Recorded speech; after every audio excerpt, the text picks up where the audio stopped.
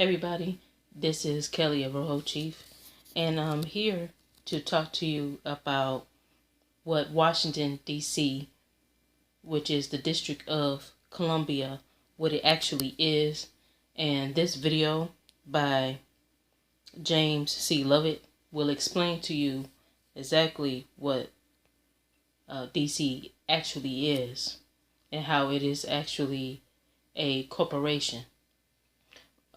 And that it's a city-state, and that it is one of the city-states that was established, and that the Vatican and London are also city-states as well that exist in this corporation. Okay? What's going on, guys? It's your beautiful and debonair and mildly intelligent bad wolf. Oh, I guess maybe slightly over averagely beautiful.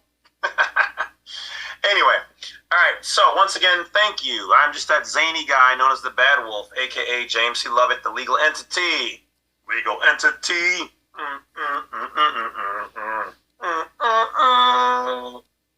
Public transit.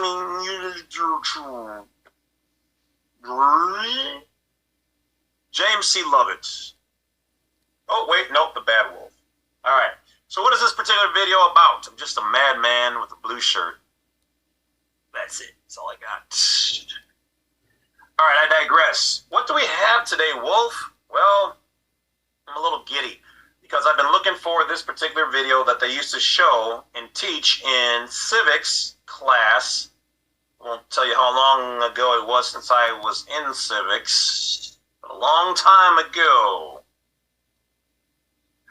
Memories, misty watercolor memories of the way we were. Oh, sorry. Phased out for a moment there. All right, now for real, I'm going to show you guys this video. So it finally popped up on Facebook, and so I'm going to show it. Now, I don't believe there's any copyrights to it or whatever else. If there are, like the one or two videos I tried to show you guys before, I might have to let them monetize this one because it's totally worth it. But it should be into the public domain after all these years. It's one good thing about these being as old as dirt.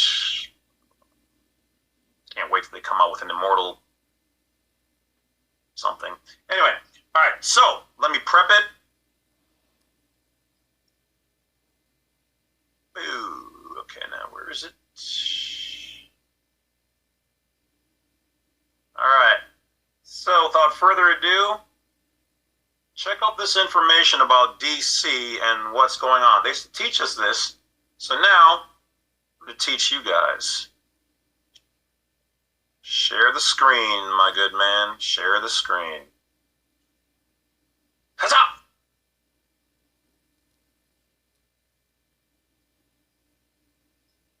Any time now. Roll the clip. Like the city-state of London and the Vatican. Okay, let's see here. Let's get all the way back to the beginning. All right, here we go.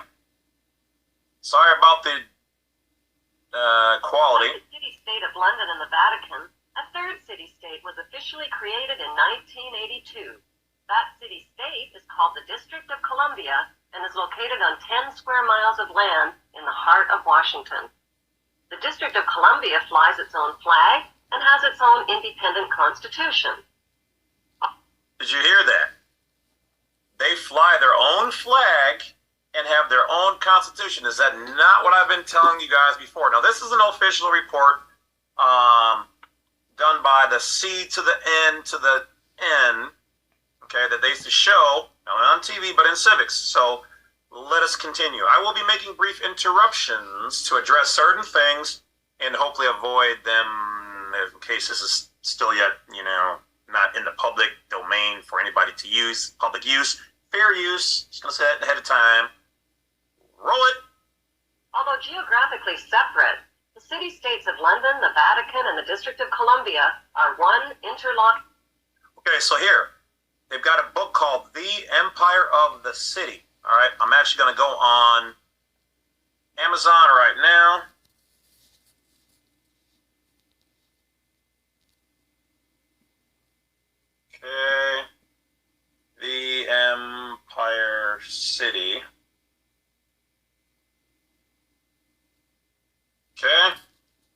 check that bad boy out later on. Okay, now let's get back to the video. Go. Empire called Empire of the City. The flag of Washington's District of Columbia has 3 red stars, one for each city-state. Told you. Boom, boom, boom, boom. Oh my. Take that, take that, take that. I fooled everybody. They're all like, no, you're wrong, Wolf. Come on, man. Please. You guys are throwing pebbles while I'm launching planets. Let's go. Let's go, video. In the 3-city empire. This corporate empire of 3... Corporate empire. It's right there. Yeah. Okay, let's go. Sorry. Got a little excited. Let's go. City-states controls the world economically through London's inner city, militarily through the District of Columbia, and spiritually through the Vatican. The Constitution for the District of Columbia operates under a tyrannical Roman law. Roman law. Maritime, water, jurisdiction. Known as Lex Fori, which bears no resemblance to the U.S. Constitution. Woo! What is that? So everything that incorporates through Washington, D.C. is foreign and has no resemblance to the Constitution for the United States of America. Man, come on. Let's go. When Congress passed the Act of 1871, it created a separate corporate government for the... 1871 is when they created a separate corporate government, my people, my people. And the truth shall set you free. Ha woo! Wah, wah, wah. Let's go, video. District of Columbia. This treasonous act allowed the district... They said treasonous act. Wow. Now, I'm not going that far. Say that. It's just business, okay? It's just business. And they got the right to do it from their lot of land. Now, if you use the zip code and whatever else, then you are removing yourself from the private sector to the public internationally, and you're doing business. There's nothing wrong with that. As long as you know what it is and you elect to do such. District of Columbia to operate as a corporation outside the original Constitution of the United States and outside of the best interests of American citizens. Did she just say that to allow them to operate outside the best interests of the United States of America citizens? We nationals? Because yes, even though we're right here, we are leaving our country and the Constitution for the United States of America when we utilize their stuff. A sobering study of the signed treaties and charters between Britain and the United States exposes a shocking truth. The United States has always been, and still is, a British Crown colony. It says the United States, meaning the corporation, and the colonies, which is why you've got places like Pennsylvania, which is a commonwealth, Louisiana, which operates under their own, Napoleonic law. Okay, let's go. King James I was famous not for just changing the Bible into the King James Version, but for signing the first Charter of Virginia in 1606. That charter granted America's British forefathers a license to settle and colonize America. The charter also guaranteed... So they got permission.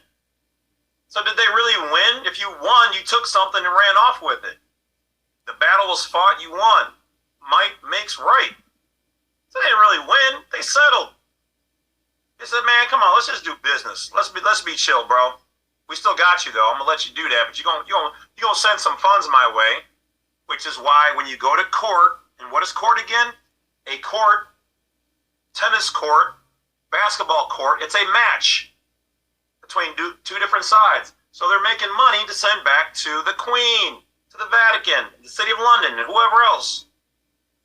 Booyah! The future kings and queens of England would have sovereign authority over all the citizens and colonized land in America.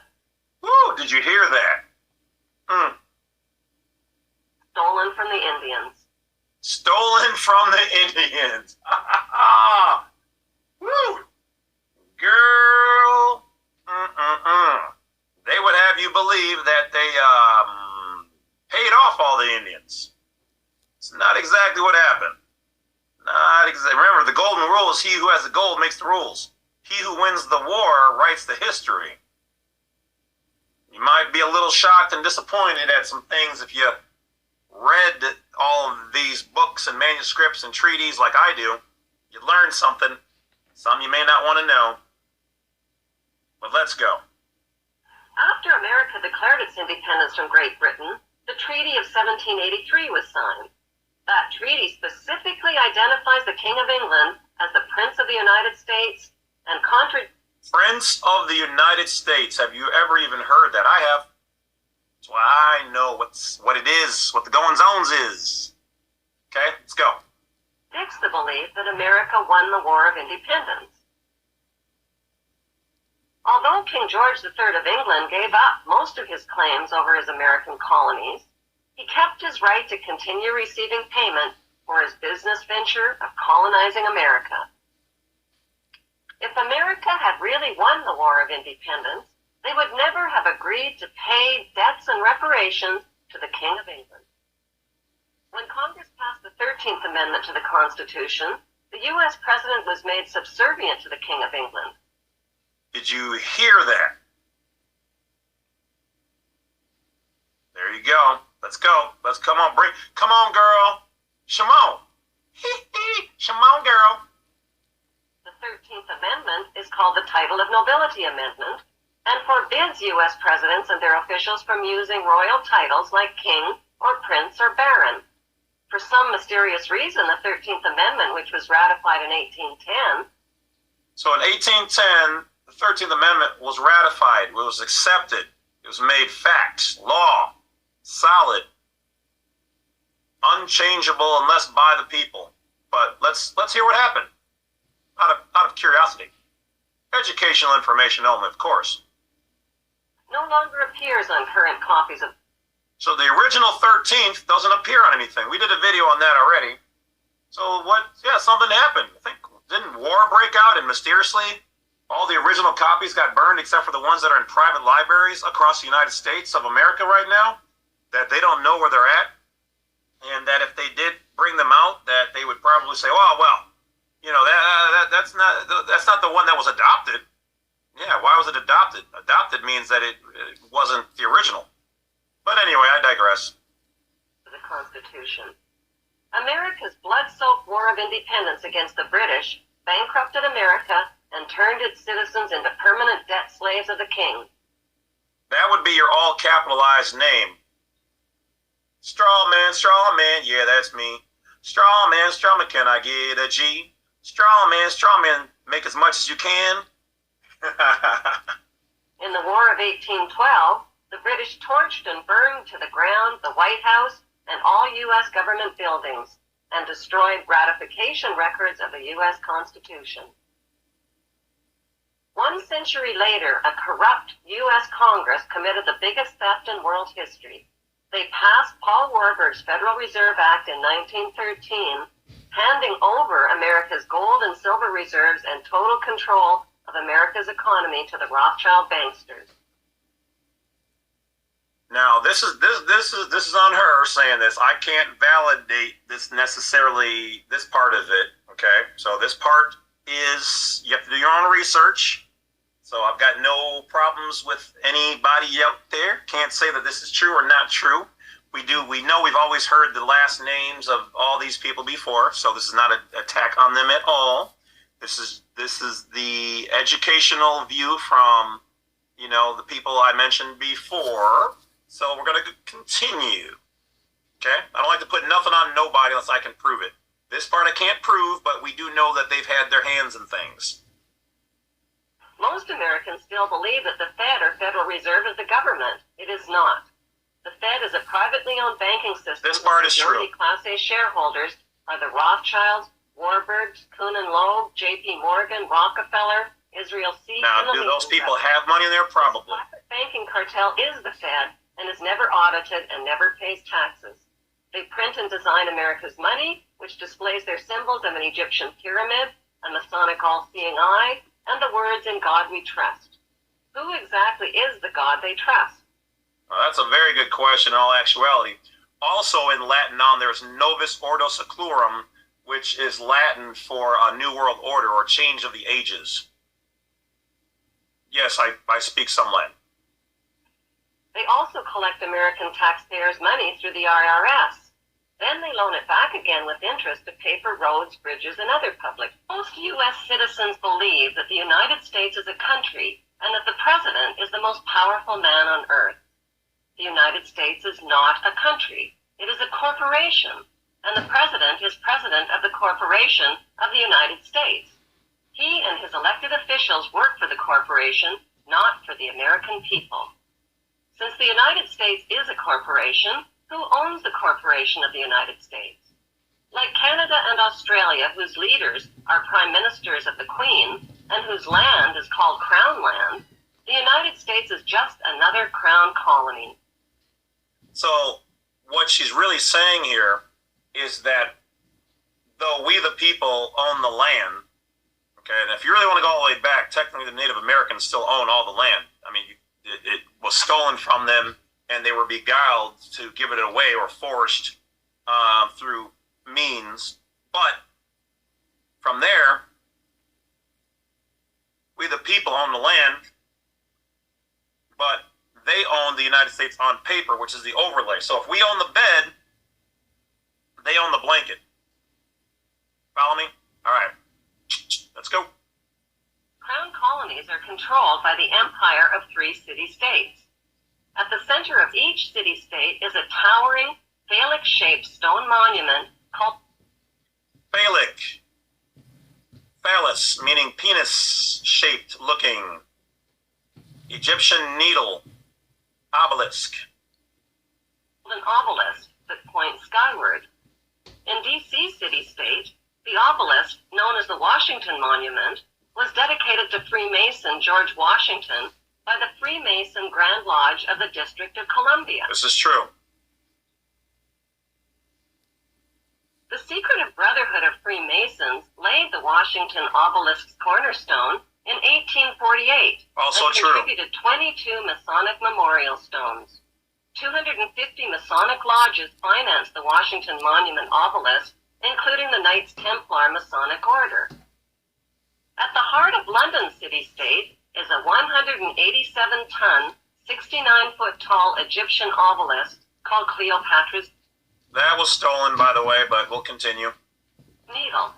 It was transported from Egypt and erected on the banks of the River Thames. In Vatican City, another Egyptian obelisk towers high above St. Peter's Square. I believe that one was stolen too by the Romans. Or acquired, we'll just say. I think they like that word better. All right, that is it. Everybody, as you saw in the video previously, that the District of Columbia is actually a corporation, and that corporation was actually established by an act, and that act was the Act of 1871, which was passed by Congress to create a corporation called the United States and the corporate government for the District of Columbia, and that DC acts as a corporation because of the act, and that DC is a city-state and a corporation that is also controlled by London as well as the Vatican. Okay? But what happened in the year 1811 was that the United States had canceled the charter for First National Bank.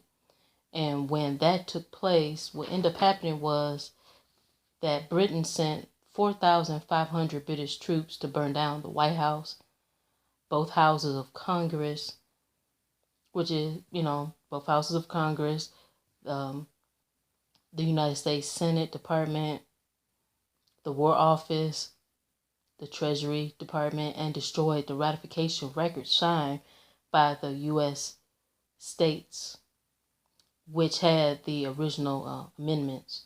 And then in 1913, the Federal Reserve was passed by the U.S. Congress, meaning in 1913, the Congress at that time created the act in order to create the Federal Reserve and handed over its gold and silver allegedly over to the Rothschilds and other, families or entities that own and operate the Federal Reserve. And then, the Federal Reserve, then they print what we know as fiat currency, which is the Federal Reserve notes that we have in our wallets, in our pockets, in the bank. And that the Federal Reserve, that they have what they call the FDIC, which is basically banking laws that govern all of the banks, and as well as credit unions as well. Okay, so that's how they have control over America's economy, because literally the Federal Reserve, which is a foreign entity, has control over all the banks in the United States, where you get your business loans from, your loan for your house, loan for your business, etc. And then the other thing too that I thought was interesting is how they had mentioned, because of the Treaty of Paris, which was in 1783, that the United States had declared independence from Britain, but had allowed the King or Queen of Britain to be known as the Prince of the United States.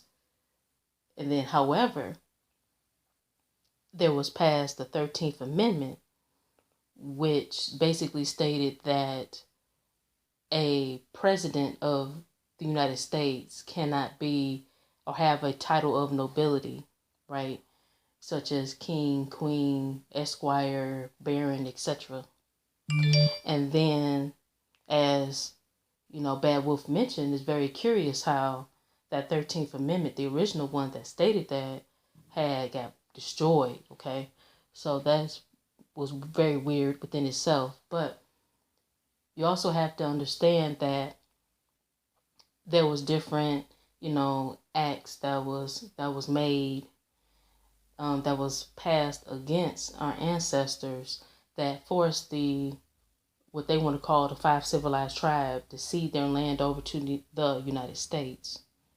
Okay, because those particular American Indian nations, they were considered as rebellious states by Abraham Lincoln, and because it was considered as rebellious states, those lands, which was the Confederate States, was basically taken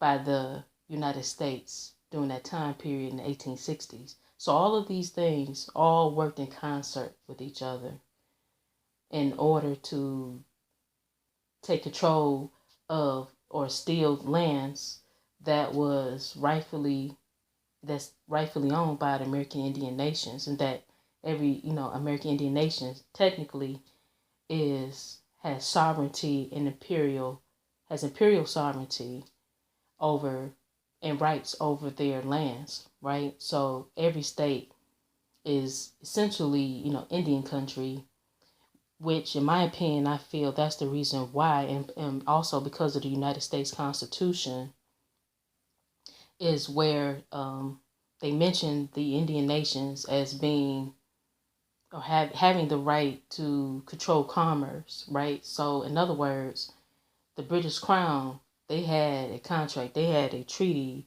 with the Cherokee Nation, and where they would get, different goods was shipped to London from the Cherokee Nation, and then London would send, monies, to us. to the Indians. So we had those type of agreements, right? Where these colonies, they were supposed to pay taxes or tariffs. They were supposed to pay taxes to the Indian nations, which is not done anymore. And I did a video about that where they were trying to strip the sovereignty away from American Indian nations, and also said that they were no longer going to deal with American Indian nations with treaties, but instead they was going to deal with them with statutes. Okay. But truthfully, the deal of it is that the United States, as well as Britain, they were supposed to be paying for the goods and natural resources that were underneath the American Indian nation's jurisdiction, right? And that because of King George III, who was mentioned in the video, that he basically said that the American Indian nations are sovereign, and therefore that the colonists was not allowed to settle on American Indian land unless they had the explicit permission from the American Indian nations. And I feel that because of that right there, that's the reason why they didn't want American Indian people to know that they're Indian, and why they wanted to confuse you and lie to you and say that you descended from stolen and enslaved Africans versus telling you the truth that you really were and are the descendants of the American Indian people. And then that, because with that information, you can then use your lineage, use your genealogy to set up your American Indian nation, right? And then try to, get reparations, because reparations is owed from one nation to another nation based upon, damages that was, brought upon from one nation making war against another nation, right? So, like payments, giving land back, giving control back over to the Indian nations to do direct commerce with the United States, as well as Britain, as well as to do commercial affairs or commerce, to do trade with other nations, of the earth. That's what the American Indian nations have essentially the right to be able to do. And that's what, Norris, and that's what, he's doing with FANA, which is the Federation of Aboriginal Nations. Okay, that's what they're doing, because they basically have to my understanding, I think it's a foreign tribal trust, and they utilize that in order for them to be able to do commercial affairs with, African nations, right? So, and do other things as well, such as, retrieving, ancient artifacts and things that actually belong to their American Indian nations, and that they've proven this by way of their genealogy, right? So, that's an example. So, I will have, the links to the videos that I already previously done pertaining to the sovereignty of American Indian nations. I will have those links below, so you can check those out. Canada. The special relationship of Native peoples and the Crown, relationship cemented in 18th century, matters still. The article is by Jennifer Kelbon. Prince Charles participates in a Cree naming ceremony with Elder Gordon Oakes Leff and Chief Perry Billigard in April of 2001. His Cree name is Kisi Ka Pisum Kamiyowa Pamikut. The sun watches over him in a good way. When Prince Charles meets with the Aboriginal leaders this week on his official visit to Canada, he is continuing a long tradition that reflects what Native people see as their special relationship with the British Crown. It's a relationship that stretches back to the first contact, but was cemented in the 18th century with a document called the Royal Proclamation of 1763, which natives have long viewed as a Bill of Rights for indigenous peoples in this part of North America. In that document, King George III recognized that indigenous peoples had rights to the lands they had occupied and promised to protect and not molest them. And that vaguely worded promise lives on today in Article 35 of Canada's Constitutional Act of 1982 and a series of Supreme Court rulings. Queen Elizabeth and members of the British monarchy regularly met Aboriginal leaders and communities across Canada on their visits. The Queen and Prince Charles have even been given ceremonial names, and Charles has at least 3. Red Crow.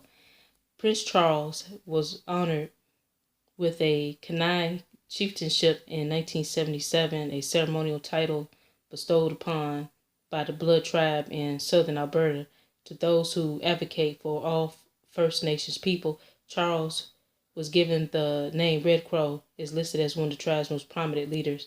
Red Crow was one of the Great Plains chieftains, said in his acceptance speech his greatness can be measured by the respect expressed by his tribe and by the fact that in 1877 he pledged his allegiance to Canada and the Crown, a promise that had remained unbroken. The Aboriginal communities also use these visits as an opportunity to focus attention to specific grievances. For example, in 2009, the head of the Assembly of the First Nations, Chief Sean A. Inchut at Leo, handed Charles a letter complaining about the slow pace of treaty negotiations here. He gave pretty well the same letter to the Queen in 2010.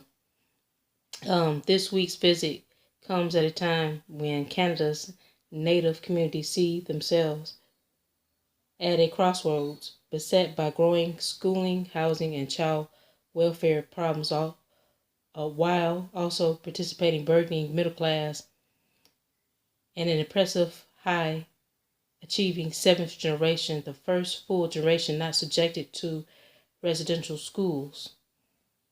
With this in mind, we asked Adelio and 3 leading Aboriginal scholars to reflect on their people's historic relationship with the Crown and, if anything, the visit by Charles and the Duchess Cornwall means of their communities.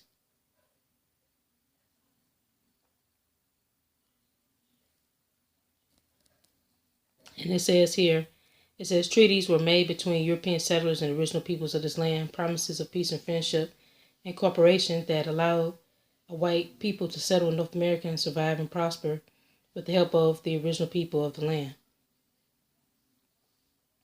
The Crown guaranteed those promises would be kept. Canada inherited all the obligations and then broke all the promises once it became its own country. The Royal Proclamation of 1763 and treaties still matter because they are records and evidence of the true relationship that should exist between Canada and Indigenous peoples. So, okay.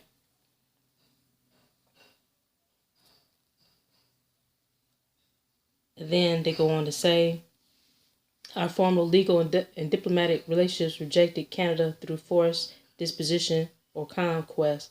These principles, which lie at the heart of Canada's Constitution, will be further built upon today. We could reject contemporary government practices based upon forced disposition and coercion. The 1763 proclamations, Canada's Magna Carta concerning Indigenous people, places the principles at the heart of Canadian law.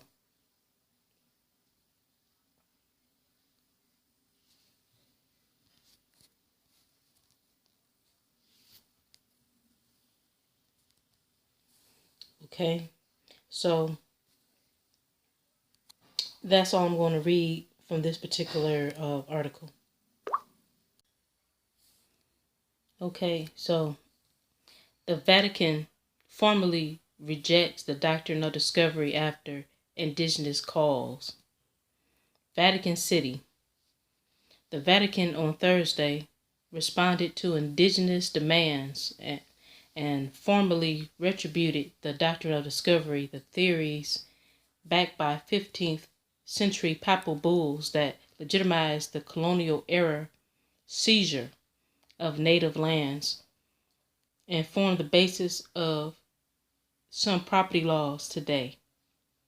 A Vatican statement said the papal bulls or decrees did not adequately reflect the equal dignity and rights of indigenous peoples and have never been considered expressions of the Catholic faith. The statement from the Vatican's Development of and Education Office marked a historic recognition of the Vatican's own complicity in the colonial era abuses committed by European powers.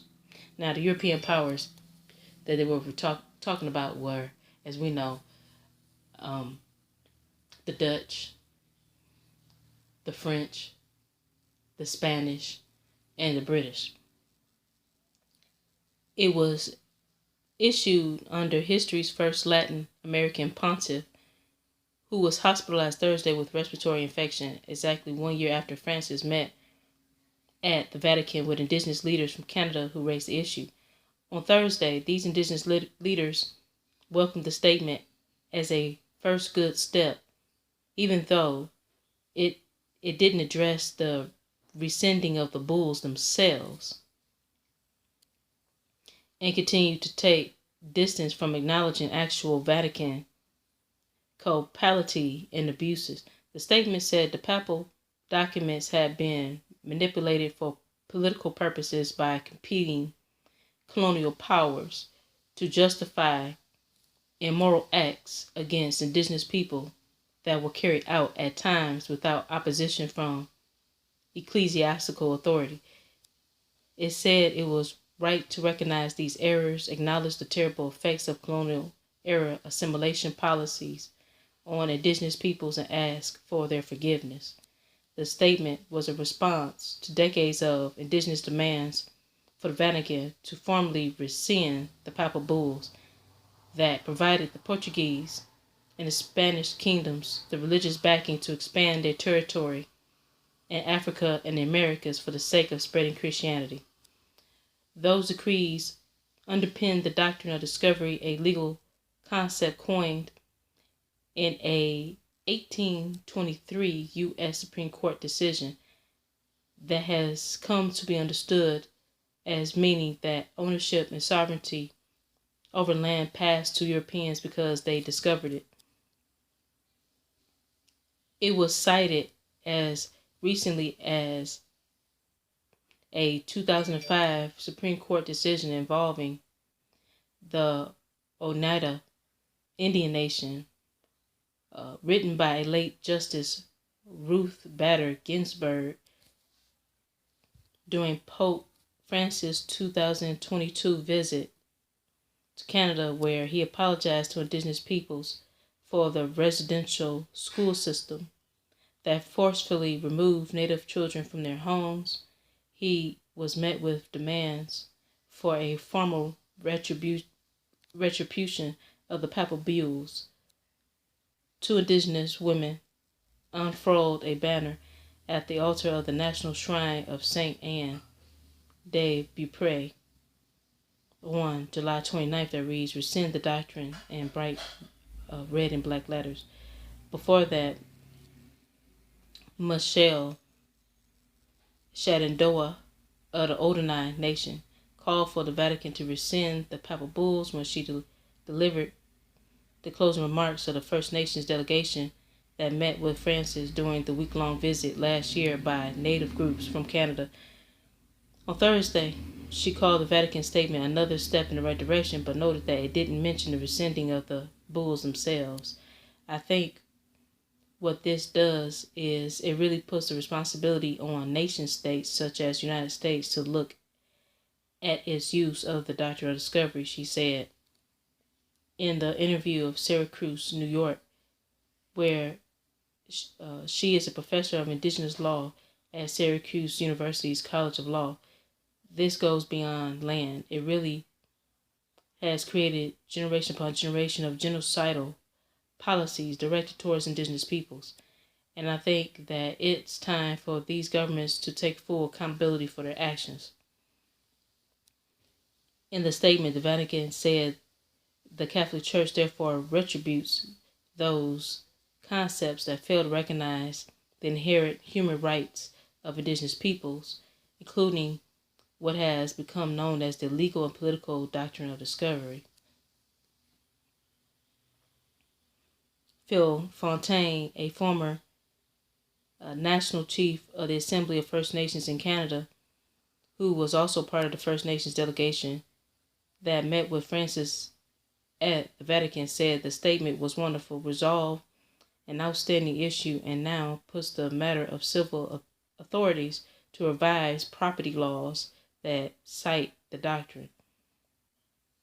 The Church has done one thing as it said it would for the Holy Father. Now the ball is in the court of the governments, the United States and in Canada, but particularly in the United States, where the doctrine is embedded in the law, he told the Associated Press. So that's important to know, that the doctrine of discovery is embedded in the law of the United States. So that's what the United States is using as a way to confiscate or steal the land of American Indians, right? So the Vatican offered no evidence that the three papal bulls, Dom Diversus in 1452, Romanus Pontifex in 1455, and Intera Catera 1493, had themselves been formally abrogated, rescinded, or rejected, as the Vatican officials have said. But it has cited a subsequent bull, Sublimis Deus, in 1537, that reaffirmed that indigenous peoples shouldn't be deprived of their liberty or possession of their property, and were not to be enslaved. Cardinal Michael Sereny, the Canadian Jesuit whose office co-authored the statement, stressed that the original bulls had long ago been abrogated, and that use of the term doctrine, which in this case is a legal term, not a religious one, had led to the centuries of confusion about the Church's role. The original bulls, he said, are being treated as if they are teaching magisterial or doctrinal documents, and they are ad hoc political move. And I think to solemnly retribute an ad hoc political move is to generate more confusion than clarity. Okay, so I'm going to leave it there. Please like this video if you haven't already. And also feel free to subscribe to my channel and hit the notification bell so you know when I drop a new video. Thanks.